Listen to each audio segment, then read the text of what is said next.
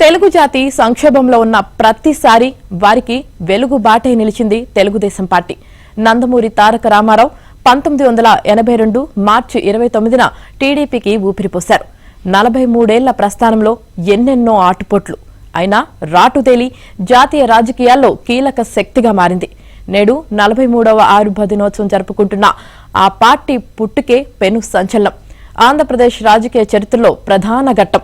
స్వాతంత్ర్యం వచ్చిన నాటి నుంచి 1983 వరకు 3.5 దశాబ్దాల పాటు కాంగ్రెస్ పాలనతో విసిగి వేసారిన తెలుగు ప్రజలకు టీడీపీ రాజకీయ ప్రత్యామ్నాయంగా నిలిచింది.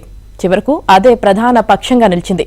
జాతీయ రాజకీయాలను సైతం చెయ్యిబట్టి నడిపే కీలక శక్తిగా ఆవిర్భవించింది. రాష్ట్ర విభజన తర్వాత అప్పుల కుంపటి నెత్తిన పెట్టుకున్న నవ్యాంధ్రకు ఏకైక ఆశా కిరణంగా నిలిచింది.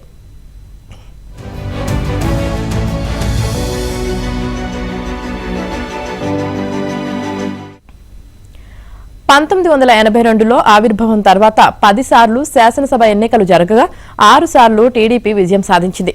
1989, 2004, 2009, 2019లో ఓడిపోయి ప్రతిపక్షంలో కూర్చుంది. ఈ గణాంకాలే ప్రజలకు టీడీపీపై ఉన్న నమ్మకానికి నిదర్శనంగా చెప్పవచ్చు. ఎన్టీఆర్, చంద్రబాబు సారథ్యంలో రాష్ట్ర స్థాయిలోనే కాదు జాతీయ స్థాయి రాజకీయాల్లో తీవ్ర అనిశ్చితి నెలకొన్న సమయంలోనూ ముందుండి ప్రతిపక్షాలను ఏకతాటిపైకి తెచ్చింది. 1989లో నేషనల్ ఫ్రంట్ ప్రభుత్వం, 1996, 98 నడుమ యునైటెడ్ ఫ్రంట్ ప్రభుత్వాల ఏర్పాటులో ప్రధాన పాత్ర పోషించింది. 1998, 99లో వాజ్పేయి నేతృత్వంలో ఎన్డీఏ ప్రభుత్వాల ఏర్పాటులోనూ చంద్రబాబు చక్రం తిప్పారు.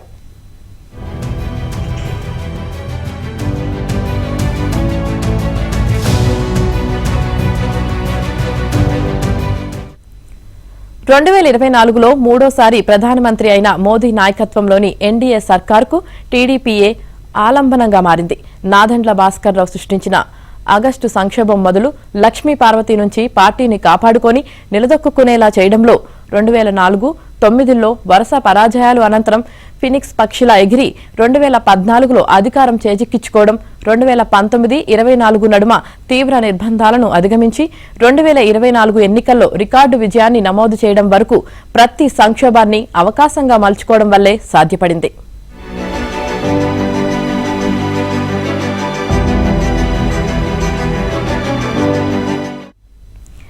టీడీపీకి మూలబలం కార్యకర్తలే.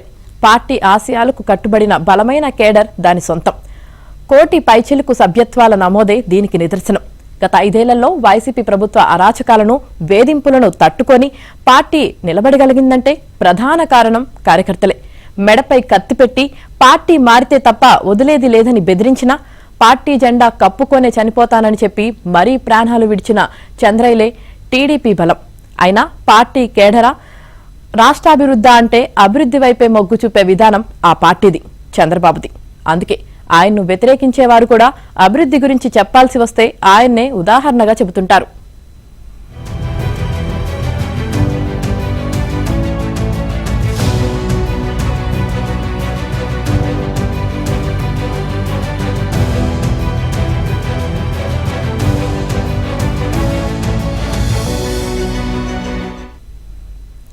తెలుగుదేశం పార్టీ 43వ ఆవిర్భావ దినోత్సవ వేడుకలను ఆంధ్రప్రదేశ్ వ్యాప్తంగా ఘనంగా నిర్వహించేందుకు ఆ పార్టీ నాయకత్వం అన్ని ఏర్పాట్లు చేసింది.